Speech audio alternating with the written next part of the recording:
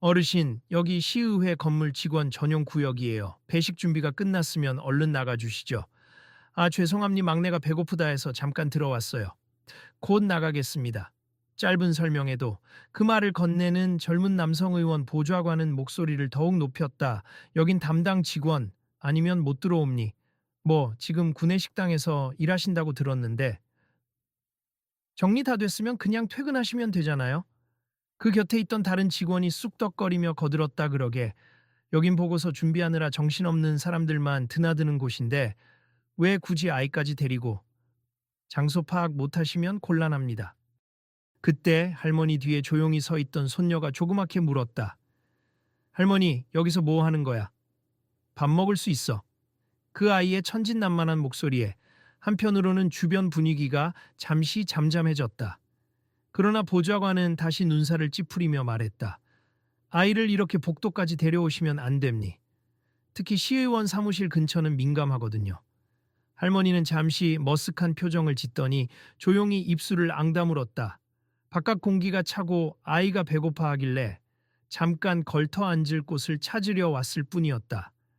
그러나 한낮 구내식당 파트타임 직원으로 보이는 자신의 모습이 이 엄중한 분위기에 전혀 어울리지 않는다고 여기는 이들의 눈빛을 느낄 수 있었다. 죄송합니 우리 지민이가 너무 배고파해서요. 곧 자리 비킬게요. 전 빵이라도 좀 사주려 했는데 밖은 춥고 로비 매점도 문을 닫아서 규정은 규정입니 개인적인 일로 시설을 함부로 사용하시면 곤란해요. 주의를 주던 보좌관이 고개를 돌려 다른 비서와 가볍게 눈짓을 주고받자 곁에 있던 직원 몇 명도 냉소적인 표정을 숨기지 않았다. 누군가는 옆 사람에게 퉁명스러운 목소리로 속삭였다. 요즘 나이 드신 분들 왜 이렇게 대접받으려는지 몰라. 몰상식하잖아. 그러게요. 시의회 건물이라고 아무나 들어올 수 있는 곳이 아니지. 뭐, 구내식당 일하신다니까 모르나? 두 사람의 대화를 훔쳐듣고 있던 지민이가 할머니의 손을 살짝 잡아당겼다. 할머니, 우리 이제 가자. 여기서 싫어하는 것 같아. 순간 할머니의 얼굴에 미세한 슬픔과 쓸쓸함이 스쳐 지나갔다. 그렇지만 할머니는 서둘러 아이를 달래며 부드럽게 말했다. 조금만 기다려. 밖에 추우니까 옷을 더 잠가야 해. 곧 나가자. 그러나 보좌관은 그 말마저 못마땅하다는 듯이 한숨을 쉬었다. 어르신, 굳이 설명 안 해도 됩니. 그냥 일반인 출입이 제한된 곳이니 빨리 이동해 주세. 그때 지나가던 또 다른 시의원 한 명이 이 장면을 보고 다가왔다. 나이가 40대 중반 정도 되어 보이는 그 의원은 구내식당 아주머니 정도로만 알고 있는 할머니에게 별다른 관심조차 두지 않는 태도로 말했다. 뭐 하는 겁니까? 이 근처는 의결 서류들이 잔뜩 쌓여 있고 민원인 접근도 어렵습 빨리 안내해서. 밖으로 모시고 나가세. 할머니는 천천히 고개를 숙이고는 작게 대답했다. 네. 죄송합니 아이를 데리고 조용히 나가겠습. 그 말에 보좌관과 의원은 만족스러운 표정을 짓고는 사무실 안으로 돌아가려 했다. 지민이가 다시 눈동자를 굴리며 할머니를 올려다봤다. 할머니, 간식도 없고. 우리 집에 갈 거야? 그래, 집에 가자. 할머니는 손녀의 머리를 쓰다듬으며 한숨을 삼켰다. 미안하구나. 곧 따뜻하게 먹을 수 있는 거 해줄게. 그렇게 복도에서 쫓겨나듯 자리를 뜨는 두 사람을 보며 주변 직원들은 여전히 못마땅하다는 듯 중얼거렸다. 진작에 저렇게 나가면 되지. 괜히 시간만 잡아먹고 말이야. 나이 드셔서 식당 노동까지 하려면 힘들긴 하시겠지만 여기 들어올 자리는 아닌데 말이야. 서로들 수군대는 사이 할머니는 손녀의 어깨를 꼭 감싸 안고 복도를 벗어났다. 차가운 바깥 공기를 피하고자 찾아온 길이었건만 내부의 냉랭한 시선이 외기보다도 더 서늘하게 느껴졌다. 지하 구내식당으로 내려온 할머니, 이름은 정순자 69세. 매일 하루 몇 시간씩만 일하는 파트타임 직원이지만 조리 경험이 많고 손맛이 좋아 대부분의 직원들이 그녀가 만든 음식을 맛있게 먹는다. 그러나 늘 그런 호평만 있는 것은 아니, 구내식당 아주머니라는 한정된 시선 속에서 바쁘고 각박한 시의회 사람들에게 종종 무시받거나 예의 없는 대우를 받기도 했다. 점심시간이 끝나고 식판을 모두 정리한 후 설거지를 마친 정순자는 손녀 지민이가 졸린 눈으로 의자에 앉아 꾸벅대는 모습을 살폈다. 지민아, 좀 힘들지? 오늘 외숙모가 늦게 퇴근해서 할머니랑 같이 있자고 했잖아. 나 일 끝나면 곧 집에 갈 거니까 조금만 기다려. 지민이는 눈을 비비며 대답했다. 응, 괜찮아. 여기서 할머니 일하는 거 구경하는 것도 재밌어. 마침 부엌 쪽에서 다른 조리원 아주머니가 다가왔다. 순자 씨, 오늘은 일찍 퇴근하네요? 내일 또 오시죠. 내일 메뉴가 닭볶음탕이라 준비할 게 많을 텐데. 네, 내일 아침부터 바로 도울게요. 지민이를 데리고 있어야 해서 지금은 먼저 나가봐야 할 것 같아요, 조리원. 아주머니는 지민이를 바라보며 웃음 지었다. 손녀랑 이렇게 다니느라 힘들겠어요. 그래도 손녀가 너무 예쁘네. 학교는 잘 다니고? 지민이가 기지개를 켜며 인사했다. 안녕하세요, 예절 바르네. 자, 다음에 맛있는 것도 해줄 테니 오늘은 몸 조심히 들어가요. 정순자는 손녀의 손을 잡고 구내식당 후문으로 나섰다. 이곳 서울시의회 건물 구내식당에서 시즌별로 일하는 계약직이 된 지 반년째. 본래 1년 전까진 한적한 동네의 작은 마트에서 일했지만 지인이 소개해줘서 이곳 구내식당에 단기 채용으로 들어오게 되었다. 월급은 적지만 시의회 구내식당이니 다른 곳보다는 시설이 깔끔하고 동료 아주머니들이 친절하니 일하기가 나쁘지 않았다. 다만 오늘처럼 종종 복도나 로비 근처에서 귀찮은 존재로 간주되어 쫓겨나는 일이 발생하면 마음이 쓰였다. 하지만 평소에 정순자는 그저 묵묵히 아무 말 없이 지나치곤 했다. 그날 저녁 집에 돌아와서 지민이를 재우고 난 뒤에도 정순자는 자꾸만 복대서 들었던 그 말들이 머릿속을 맴돌았다. 나이 들어서 왜 여기까지 와서 폐를 끼치냐는 식의 시선. 한 번쯤은 저는 하고 말하고 싶었지만 오래전에 자신이 어떤 사람이었는지 지금은 밝히고 싶지 않았다. 다음 날 아침. 구내식당은 이른 시각부터 분주했다. 막 출근한 시의원 보좌진과 직원들, 그리고 회의가 있어 도착한 의원들까지 몰려들어 새벽같이 밥을 찾았다.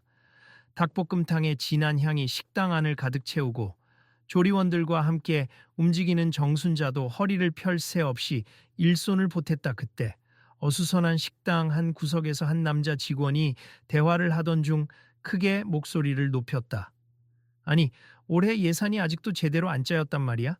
4분기가 끝나가는데 옆에 있던 동료가 침을 꿀꺽 삼키며 대꾸했다. 이번에 시의원들끼리 의견이 갈려서 추가 경정 예산안이 처리가 안 됐대요. 특히 도시개발 관련 건이 커서 합의점을 못 찾고 있나 봐. 큰일이네. 적시에 예산이 편성 안 되면 도로공사며 복지센터 지원금이며 다 꼬일 텐데. 둘의 대화가 하도 커서 옆에서 국을 푸던 정순자도 은근슬쩍 귀를 기울였다. 익숙한 단어들이었다. 추가 경정 예산, 도시개발, 복지센터 지원금. 모르는 단어가 아닌 정도가 아니라 그녀에게는 너무나도 친근했던 용어였다. 잠시 과거가 머릿속을 스쳤다. 식사를 마친 직원들은 트레이를 정리하며 계속해서 투덜댔다. 연말까지 예산 못 맞추면 시의원들 책임 엄청 클 텐데. 서로 떠넘기다가는 낭패 볼 거야. 그러니까 이번에 예산 담당 국장이 은퇴하시고 후임도 아직 자리 제대로 못 잡아서 깜깜이라던데. 정순자는 테이블을 닦으면서도 눈길을 떨구었다. 예산 담당 국장이라는 말이 특히 가슴 한편을 찌르고 지나갔다. 그리 오래되지 않은 옛 시절 그녀도 그 부서의 국장이었다. 물론 지금의 젊은 의원이나 보좌관들은 전혀 모른다. 몇 년 전만 해도 서울시청 예산실에서 꽤 영향력 있게 일하던 사람이 지금 이 시의회 구내식당에서 허름한 유니폼을 입고 서 있을 거라고는 상상조차 못할 테니 말이다. 퇴근 무렵 설거지를 마치고 조리복을 벗고 나오던 채 어제 복도에서 그녀를 쫓아냈던 그 보좌관이 또 마주치게 되었다. 그는 여전히 바빠 보였다. 어르신, 오늘도 고생하셨네요. 이 근처 복된 아이 데리고 안 오셨겠죠? 정순자는 담담하게 웃어 보였다. 오늘은 아이가 집에 있어서요. 신경 안 쓰셔도 됩니 그러셨군요. 하여튼 내일도 오시는지 모르겠는데 가급적 이 건물 사무실 구역엔 접근 말아 주세. 중요 문서도 많고 보안 때문에 예민하거든요. 알겠습. 차가운 시선이 멀어지는 걸 바라보며 정순자는 마른 웃음을 지었다. 그의 목소리에선 늘 그 특유의 우월감 같은 것이 묻어 있었다. 예전에 예산국장 정순자였다면 아마 그가 먼저 찾아와 고개 숙이고 도와주십시오. 어떻게든 예산 조정을 좀 하고 부탁했을지도 모른다. 그렇지만 이제 그녀는 단순한 식당 아르바이트생으로 보일 뿐이니 존중받지 못하는 게 당연한 현실이었다. 그날 밤 잠든 손녀 곁에서 정순자는 작은 메모장을 꺼냈다. 그리고 낮에 직원들이 주고받은 이야기, 그리고 그녀가 파악한 시의회의 복지 예산, 도시개발 예산 여러 항목들을 간단히 적어보았다. 이미 수년간 숫자를 만져온 경험과 감각이 손을 타고 흘러들어왔다. 인구 추이, 지역별 편차, 세수 추산, 지출 구조. 그녀는 중얼거리며 자신도 모르게 머릿속에서 빠른 연산을 돌렸다. 불필요한 지출 항목과 장기적 투자 항목을 어떻게 조정해야 하는지, 어떤 부서가 대폭 삭감될 수 있고 어디가 추가 지원이 필요한지, 공공복지와 도시개발의 절충점은 어느 규모여야 하고 어떤 주민투표나 민원들을 미리 고려해야 하는지, 어쩌면 전혀 상관없는 일일지도 모른다. 이제는 식당 일만 하면 되니까. 그러나 이곳 시의회가 삐걱거리면 결국 피해를 보는 건 시민들이니 묘한 사명감이 다시금 불붙었다. 아직은 내 손이 조금은 쓸모가 있을지도 모르지. 그녀는 밤늦게까지 손수 작정표를 그려봤다. 노안이 와서 돋보기가 필요했지만 그래도 몇 시간 집중하니 윤곽이 대강 잡혔다. 다음 날 오후 그녀는 식당 일이 끝난 뒤 사무실 구역 복도 쪽에 슬쩍 들어가서 문서 더미에서 필요해 보이는 공개 문서들을 몇 부 챙겼다. 시민 누구나 열람 가능한 자료들이었다. 보좌관에게 보이기라도 하면 또 잔소리를 들을 것이 뻔했지만 운 좋게 아무도 눈치채지 못했다. 며칠 뒤 여느 때처럼 구내식당이 분주하게 돌아가는 와중에 대회의실 앞 복도가 발칵 뒤집혔다. 의원들이 저마다 큰 소리로 떠들고 보좌관들도 바쁘게 뛰어다녔다. 문서가 여기저기 날아다니고 어떻게 결산 보고서를 이렇게 엉망으로 만들어 놨어? 하는 불만이 쏟아졌다. 그 복도 끝 구내식당 근처에 도착한 한 중년 의원이 인상을 쓰며 식판을 내려놓았다. 밥이 넘어가야지. 당장 내일이 마감인데 예산안이 정리가 안 됐다고 하잖아. 정순자도 그 말을 들으며 속으로 걱정스러웠다. 아이디어가 머릿속에서 완성된 상태였지만 이걸 어떻게 전달해야 할지는 막막했다. 설마 그냥 가져다가 이렇게 하세요라고 내밀면 누가 보긴 하려나. 그날 밤 그녀는 다시 한번 수정에 수정을 거듭했다. 구체적인 표를 붙이고 각 항목별 설명을 곁들였다. 예전 예상국장 때보다 자료가 부족해 완벽할 순 없어도 현재 상황에선 충분히 참고가 될 만한 수준이었다. 사흘 후 회의실은 여전히 마무리가 되지 않은 예산 논쟁으로 뜨거웠다. 의원들은 각자 정책 우선순위를 주장하며 한치도 양보하지 않았다. 그때 시의회 건물을 나서던 정순자는 길가 쓰레기통 옆에서 수북한 문서 뭉치를 발견했다. 어떤 사무실에서 버린 초안들이었다. 이건 그냥 버린 문서네. 한 장 한 장 확인해보니 이미 붉은 펜으로 재검토가 빽빽하게 적혀 있었다. 예산 조정 항목마다 이견이 너무 많아 걷잡을 수 없이 꼬인 상태였다. 정순자는 그 문서를 챙겨 집으로 돌아와 새벽까지 머리를 싸맸다. 그리고 결국 결심했다. 아무도 날 믿지 않아도 좋아. 그냥 개선안만 슬쩍 누군가 볼 수 있게 놓고 오자. 혹시라도 누군가가 읽어볼지 모르잖아. 다음날 새벽 사람들 거의 없을 시간에 건물에 들어온 정순자는 지하 구내 식당에서 아침 준비를 대강 마친 뒤 몰래 3층 복도 쪽으로 올라갔다. 물론 직원 전용 구역 출입 금지라며 핀잔을 줄 사람은 없었지만 만약 보좌관이 발견한다면 또 한바탕 시비가 붙을 터였다. 과감하게 복도에 있는 의원 전용 사서함 쪽으로 다가가 자신이 밤새 작성한 예산 조정안과 소요 추산표를 살며시 꽂아 놓았다. 특이한 점이라면 맨 위에 서울시 예산 재조정 초안, 검토 필요라고만 적고 이름은 적지 않았다. 적어도 누군가는 흥미를 갖고 읽을 수도 있지 않을까. 하루가 지나고 또 하루가 지나도록 아무런 소문이 들리지 않았다. 여전히 의원들은 복도에서 목소리를 높였고 예산안 문제가 해결될 기미는 보이지 않았다. 정순자는 회의감이 들기도 했지만 어쨌든 그녀가 할 수 있는 건 거기까지였다. 그러던 어느 밤 마감 기한을 불과 이틀 앞둔 시점에 사건이 벌어졌다. 회의실 안에서 밤샘을 불사하던 보좌관들이 어디선가 흘러온 익명의 예산 조정안을 발견하게 된 것이었다. 처음엔 이상한 문서라며 무시하려 했지만 몇 줄만 읽어보니 정확한 수치와 설득력 있는 분석이 가득했다. 이거 누가 쓴 거지? 보통 사람이 쓸 수 있는 수준이 아니야. 숫자가 다 들어맞아. 도시개발부터 복지까지 전체 예산을 다 뒤집어 놓았는데 결산까지 오차가 없다니. 그 문서를 부랴부랴 의원들에게 전달하자 다들 놀라움을 감추지 못했다. 제정신인가. 이런 자료를 왜 몰래 사서함에 꽂아놨지? 이건 분명 예산 전문가가 한 짓이야.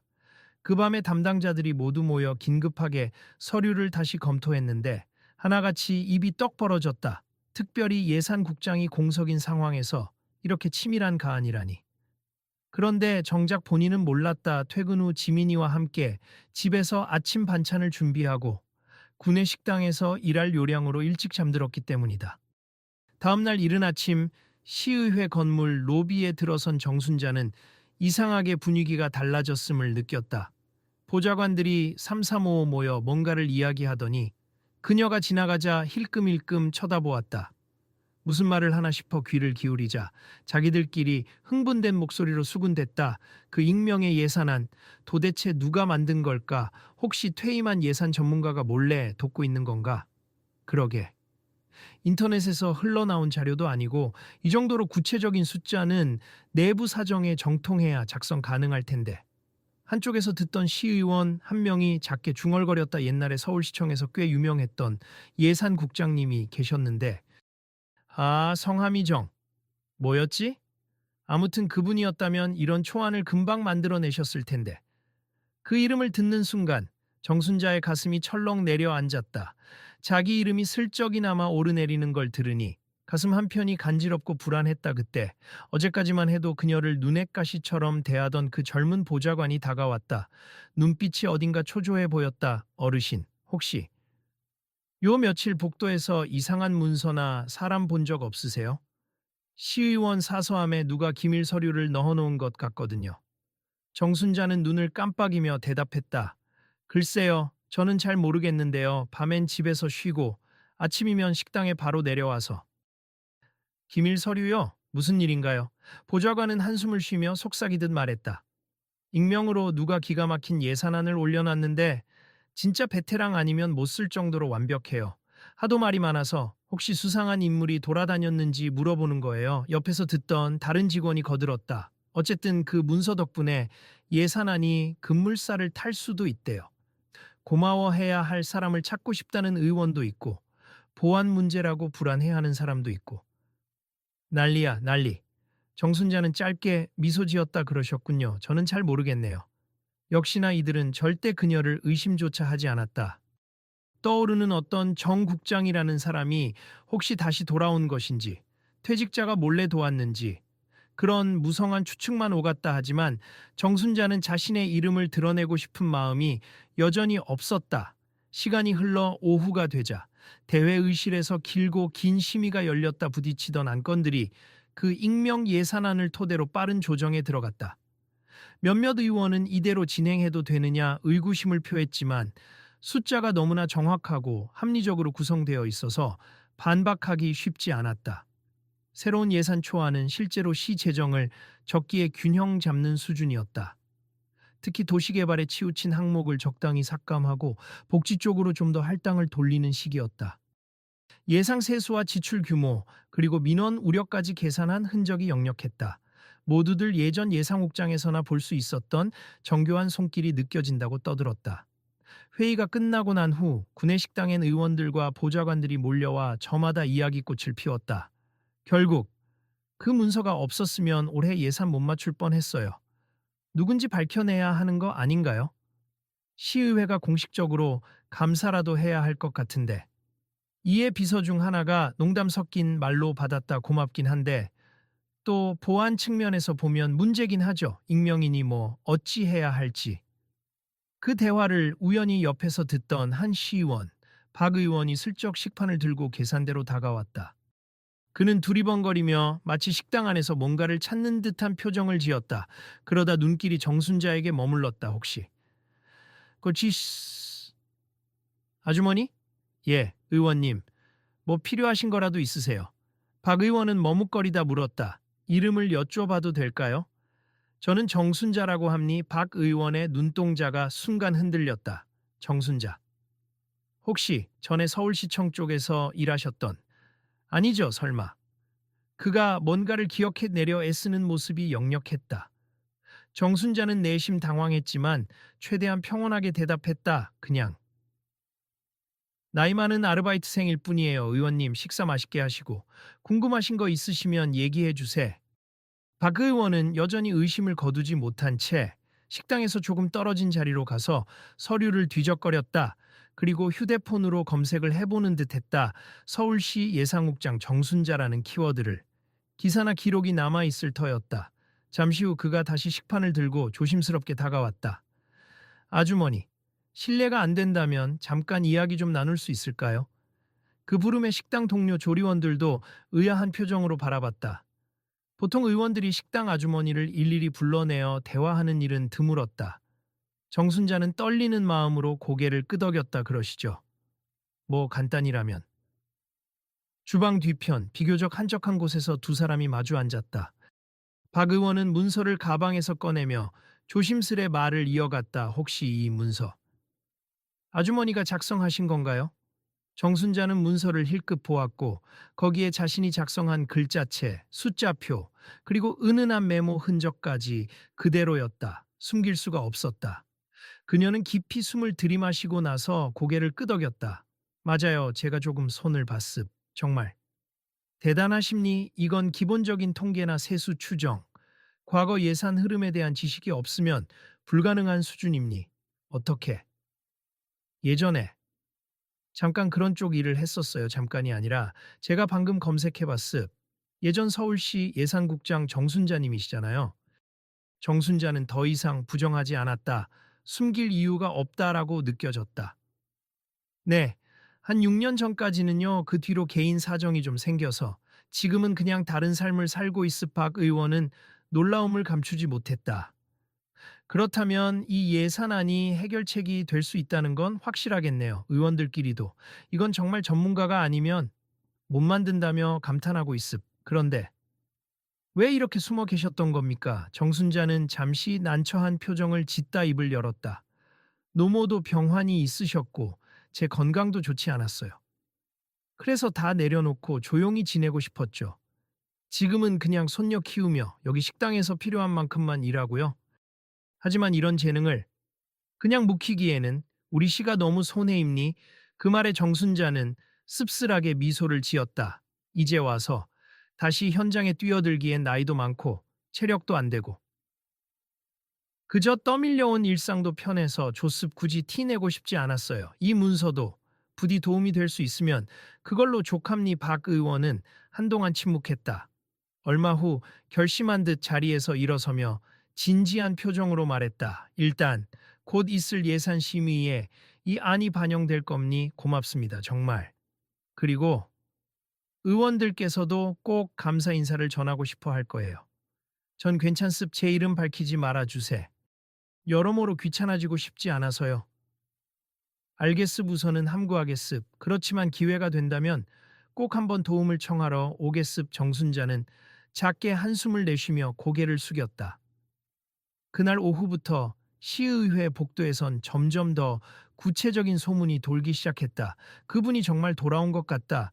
예산국을 평정했던 전설의 국장이 지금 이 건물 안에 숨어 있다는 얘기가 내스무나 등등. 다만 확실한 증거가 없어 누구도 대놓고 떠벌리지 못했다. 보좌관들은 서로 의심하며 혹시 당신이 연락한 거 아니냐 하고 실랑이하기도 했다. 어떤 이는 우스갯소리로 혹시 식당 아주머니들 중에 대단한 분이 숨어 있나? 라고 말했지만 대다수는 그냥 농담으로 받아 넘겼다. 그러다 박 의원을 비롯한 몇몇 의원들이 예산심의 자리에서 공식적으로 익명의 재능 기부자에게 감사를 표하는 발언을 했다. 또한 그들의 모임이 끝난 뒤 따로 찾아와 박 의원에게 이것저것 캐물었다. 어떻게든 찾아서 직접 감사드려야죠. 이건 작은 도움이 아니에요. 이런 인재가 숨어 있다니. 앞으로도 협조할 수 있다면 큰 힘이 될 텐데. 그러나 박 의원은 정순자의 부탁대로 절대 입을 열지 않았다. 단지 가능하면 언젠가 소개해 드리겠다는 말만 남겼을 뿐이다. 며칠 후 새로 조정된 예산안이 대체로 합의를 얻어 통과될 것이란 전망이 돌았다. 더는 늦출 수 없던 마감 기한도 맞출 수 있게 된 것이다. 그런데 그토록 깐깐하게 굴던 몇몇 시의원들은 서류를 검토하며 숫자가 이토록 깔끔할 수 있나? 라며 혀를 내둘렀다. 동시에 예산 정리가 한 번에 마무리되자 오히려 의문이 쌓인 의원도 있었다. 이렇게 익명으로 완벽한 초안을 준다는 게 말이 돼. 우린 이 사람에 대해 아무것도 모르잖아. 주변에서는 도와주는데 뭐가 문제냐 하고 웃었지만 경계심이 강한 의원 한두 명은 여전히 못마땅해 했다. 누군지 확실히 알아야 뭔가 더 맡길 수도 있지 않겠나? 라는 논리였다. 그런 상황에서 오래전부터 시청 예산국의 기록을 알던 한 고위 공무원, 당시에는 함께 근무했던 적이 있는 이 소식을 듣고 시의회에 찾아왔다. 그는 자료를 살피고는 문서 스타일과 숫자 배열이 정순자 전 국장의 방식과 똑같다는 것을 직감했다. 나도 저분에게 예전에 많이 배웠는데 혹시 아직도 서울에 계셨다니 신기한 일이군. 그는 비공식적으로 의원들에게 힌트를 주었다. 혹시 구내식당이나 건물 어딘가에 정순자라는 이름을 쓰시는 분이 계시다면 그분이 틀림없음. 그 이야기를 건네들은 의원 몇 명이 구내식당 명단을 뒤졌다. 거기엔 확실히 정순자 69라는 이름이 있었다. 마침 시즌별 파트타임이라 계약직 명단에는 크게 표시되지 않았지만 분명 그 이름이 있었다. 이거 맞네. 정말 식당 아주머니였어.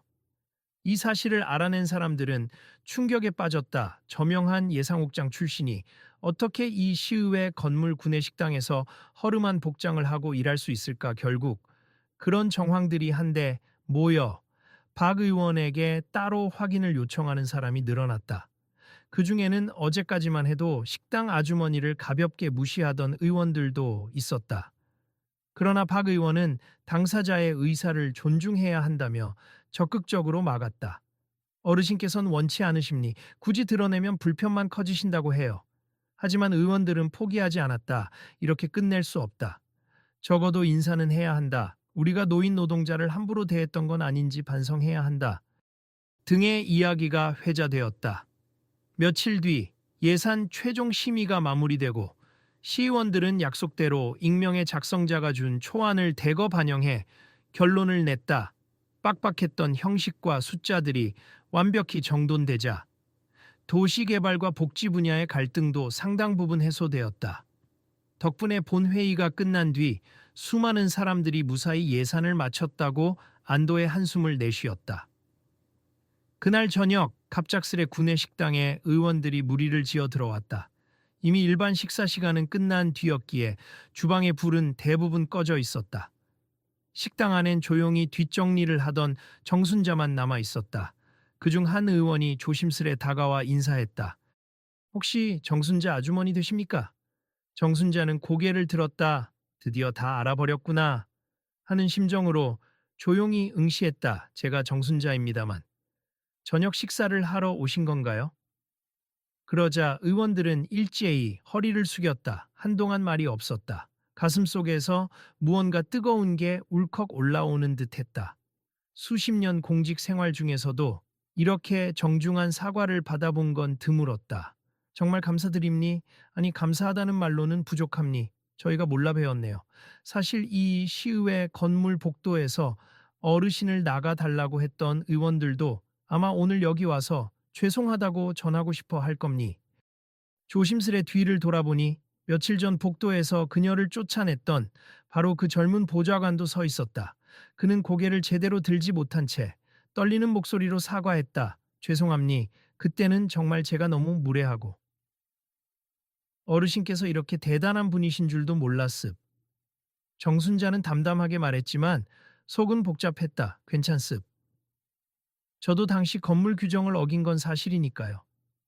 사과받을 일도 아닌 것 같아요. 아닙니 그냥 건물 규정이 문제가 아니었어요.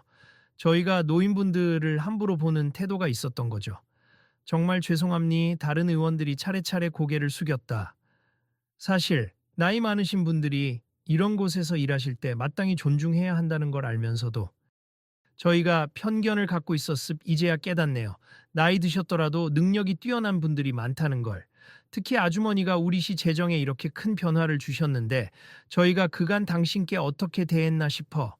부끄럽습 정순자는 겸손히 미소 지으며 말했다. 저는 그저 여기서 일하면 손녀와 생계를 이어갈 수 있고 그 정도면 충분했어요. 제 정체를 밝히고자 했던 것도 아니고요. 그 말을 듣던 보좌관은 더욱 울먹거리듯 말한다. 그런데도 저희에게 좋은 일을 해주셨잖아요, 그냥. 감사하다는 말씀을 꼭 드리고 싶었습. 그들은 함께 주방 한가운데 서서 잠시 묵묵히 서로를 바라봤다. 무엇보다 이곳에서 구내식당 아주머니로만 알았던 69세의 여성이 사실은 서울시 예산국을 좌지우지하던 전설의 인물이었다니 모든 편견이 깨어지는 순간이었다. 며칠 후 상황이 일단락된 뒤에도 시의회 안팎에선 숱한 화제가 되었다. 모든 의원들이 한 목소리로 정순자 전 국장에게 공식 감사패라도 드려야 한다고 했지만 정순자는 손사래를 쳤다. 그럴 필요 없어요. 저야 이제 은퇴하고 쉬고 싶을 뿐이니까요. 이런 식당 일도 나쁘지 않아요. 하루 몇 시간 일하고 손녀와 지내는 게 제겐 행복이랍니. 그녀의 겸손한 태도에 의원들은 더욱 마음이 뭉클해졌다. 과거의 명예와 지위를 누리던 사람이 일부러 단순한 생활을 선택했다는 사실이 이해되지 않으면서도 한편으로는 그 깊은 이유가 존중되었다. 보좌관 중 하나가 진심 어린 목소리로 물었다. 그럼 혹시 더 힘든 일이 생기면 잠깐이라도 자문해 주실 수 있나요? 정순자는 미소 지으며 고개를 끄덕였다. 언제든지요. 근데 조건이 있어요. 저를 평범한 아주머니로 대해 주셨으면 해요. 굳이 제가 전 국장 출신이라고 특별 대우하실 필요 없어요. 알겠습. 하지만 최소한 식당 복도에서 쫓아내는 일 같은 건 다시는 없을 거예요. 모두들 웃음을 터뜨렸다.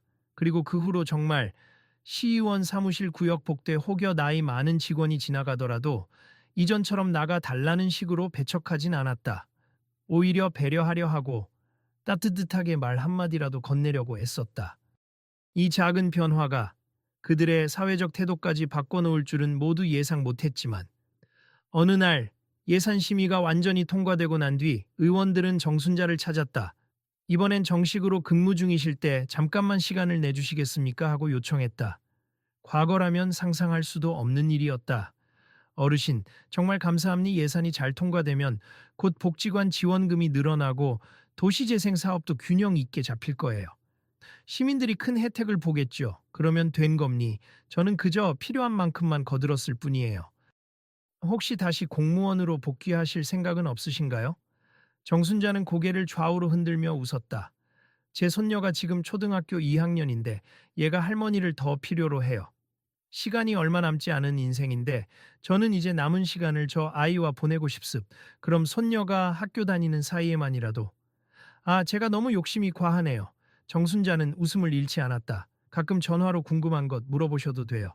제가 아는 선에서 도와드리겠습. 정말 감사합니. 그들은 정중히 다시 허리를 숙였다. 그리고 이 광경을 지켜보던 주방 아주머니들이 서로 눈빛을 교환하며 고개를 갸웃거렸다. 대체 뭔 일이야 싶은 표정이었다. 일이 이렇게 매듭되자 변화는 시의회 내부에서만 머무르지 않았다. 건물의 여러 부서 직원들도 노인 직원들을 대할 때 말투부터 조심해야 한다라거나 식당 아주머니들에게도 우리가 정중해야 한다라는 분위기가 자연스럽게 확산되었다. 무엇보다 아무도 예상 못했던 숨은 인재가 있을 수 있다는 인식 자체가 신선한 충격으로 다가왔다. 여전히 정순자는 매일 식당에 출근해 닭볶음탕부터 된장찌개까지 손맛 깊은 음식들을 만들어냈다. 하지만 그전에 비해 사람들의 대우가 훨씬 부드러워졌다 지나가며 아주머니 안녕하세요 하고 밝게 인사를 건네는 보좌관도 생겼고 의원들도 마주칠 때마다 고개 숙여 웃었다.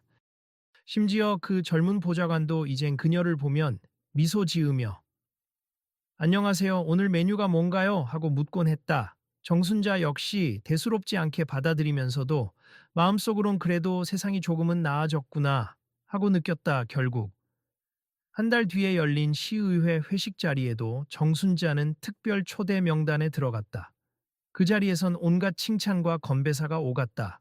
그러나 정순자는 뒷자리에 조용히 앉아 필요할 때 간단히 대화를 나눌 뿐이었다.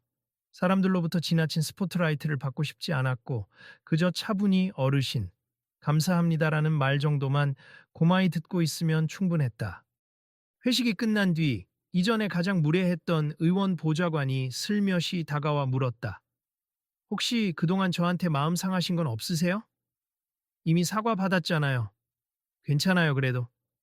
저희가 몰랐다고 해도 많이 상처가 되셨을 것 같아서요. 정순자는 고개를 끄덕였다. 상처가 전혀 없었다면 거짓말이죠. 하지만 사람이 나이 들면 가벼운 무례 따위는 금방 잊어버리기도 해요. 그리고 이번에 다들 제안 사용해서 성공적으로 예산 통과도 하셨잖아요. 저는 그걸로 마음 정리가 됐답니. 그 보좌관은 깊이 고개를 숙였다. 정말 감사합니. 저도 앞으로는 절대 나이나 지위로 사람을 함부로 판단하지 않겠습. 아이고 고맙네요. 둘은 작게 웃었다. 그리고 그 모습을 지켜보던 주위 사람들도 그 장면이 주는 따뜻함을 느꼈다. 한편 이 모든 과정을 지켜보며 가장 놀라고 기뻐한 이는 손녀 지민이었다. 비록 어린 나이에 세부 상황까지 다 아는 건 아니었지만 할머니가 대단한 일을 했다는 사실만은 알았다. 그래서 어느 날 학교에서 돌아온 지민이가 물었다. 할머니, 다른 사람들도 할머니를 존중해 주니 좋아? 정순자는 손녀를 살짝 안아주며 대답했다. 응, 지민아. 사람은 누구나 존중받아야 해. 나이가 들었다고 쓸모없는 게 아니라 누구나 저마다의 재능이 있고 자기가 해낼 일이 있단다. 그럼 나도 나중에 할머니처럼 멋진 사람 될 수 있어? 그럼 물론이지. 지민이는 할머니보다 훨씬 훌륭한 사람이 될 거야. 지민이는 씩씩하게 웃었다. 좋아, 나도 공부 열심히 할래. 할머니처럼 잘하진 못해도. 착한 마음을 갖고 노력하면 지민이가 뭘 해도 잘할 거야. 그 다정한 모습에 옆에서 지켜보던 식당 아주머니들은 흐뭇하게 미소 지었다. 시간이 흘러 예산안이 무사히 시행되자 도시개발과 복지제도 전반에 긍정적인 개선이 체감되기 시작했다. 시민들 중에도 이번엔 예산 배분이 꽤 실용적이고 균형 잡혔다라며 호평을 내놓는 이들이 늘었다. 언론에서는 서울시의회 기적 같은 예산 조정으로 만장일치 통과라는 기사를 뽑았다. 많은 사람이 익명의 조력자를 두고 궁금해했지만 공식적으로는 끝내 밝혀지지 않았다. 그럼에도 시의회 직원들 사이에선 이미 알만한 사람은 다 알았다. 다만 함부로 입 밖에 내지 않는 게 모두가 지켜주는 예의가 되었다. 이 사건을 통해 대부분의 사람들은 이전보다 훨씬 나이 든 직원들에 대한 시각이 달라졌고 서로 존중하는 분위기가 자리 잡았다. 어느 저녁, 정순자는 마지막으로 남아 식당 문을 닫으려 하다가 복도에서 한 의원과 마주쳤다. 최근 들어 친분이 깊어진 박 의원이었다. 그는 서류 가방을 들고 퇴근길이었지만 그녀를 보더니 미소를 지으며 다가왔다. 아주머니, 오늘 하루도 고생 많으셨죠?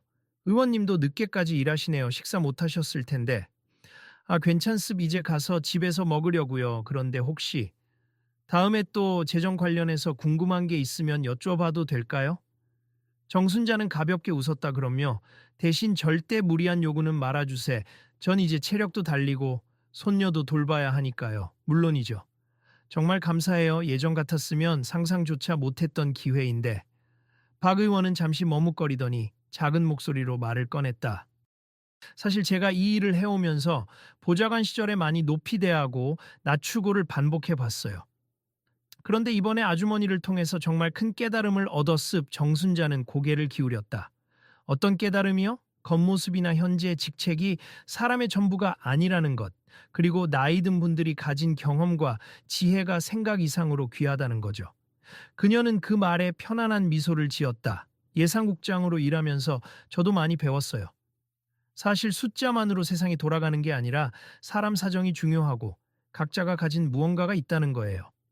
의원님도 그런 깨달음을 얻으셨으니 앞으로 더 좋은 정책을 만드시리라 믿어요. 박 의원은 깊이 고개를 숙였다. 네, 노력하겠습. 조언 감사드립니. 그럼 저도 집에 가 봐야겠네요. 오늘은 손녀가 좋아하는 갈비찜을 해주기로 했거든요. 그날 늦은 저녁, 정순자는 할머니 역할로 돌아가 아무 일 없는 듯 자연스러운 일상을 살았다. 그러나 시의회 사람들에겐 그녀가 이미 대체 불가능한 대선배 같은 존재가 되어 있었다. 며칠 뒤 건물을 떠나려는 정순자에게 그 젊은 보좌관이 꽃 한 다발을 내밀며 수줍게 웃었다. 이거 조금이나마 제 마음입니 다시 한번 사죄와 감사의 뜻을 담고 싶어서요. 받아주실 수 있을까요? 꽃을 받은 정순자는 마음이 뭉클해졌다. 이렇게까지 안 하셔도 되는데. 고마워요. 제가 알바생이나 나이 드신 분들 대할 때 늘 기억할 겁니. 아무도 함부로 판단하지 말아야 한다는 걸요. 정순자는 환하게 웃으며 마치 엄마가 아들을 대하듯 부드러운 시선으로 그를 바라봤다. 좋은 깨달음 얻으셨다면 그걸로 됐어요. 그 뒤로 시의회에서 일하는 노인 직원들이나 무기계약직 어르신에 대한 태도는 완전히 바뀌었다. 나이가 많아 보여도 혹시 모른다. 말 한마디라도 정중히 하자는 농담 반 진담 반의 다짐이 곳곳에서 들렸다. 물론 거창한 법이나 제도가 바뀐 건 아니었지만 사람들의 마음에서 시작된 변화는 훨씬 더 큰 파급 효과를 낳을 준비가 되어 있었다. 그리고 어느 주말 아침 박 의원과 몇몇 직원들이 먼저 출근해 식당 앞에서 기다렸다. 그들은 평소처럼 출근해 오는 정순자를 맞이하며 작은 상장 같은 것을 내밀었다. 아주머니, 폐가 안 된다면 받아주세. 시의회 내부적으로 만든 감사장입니. 공식 행사는 아니지만 정말 고마운 마음을 담았어요. 내용은 간단했다. 서울시의회 예산안 정상화를 위해 소중한 지혜를 나누어 주신 정순자님께 감사드립니. 당신의 헌신에 깊은 존경과 감사를 표합니다. 정순자는 그 종이를 양손으로 받으며 눈가가 촉촉해졌다. 이렇게까지 해주시다니. 정말 고맙네요. 저 이거 집에 잘 모셔둘게요.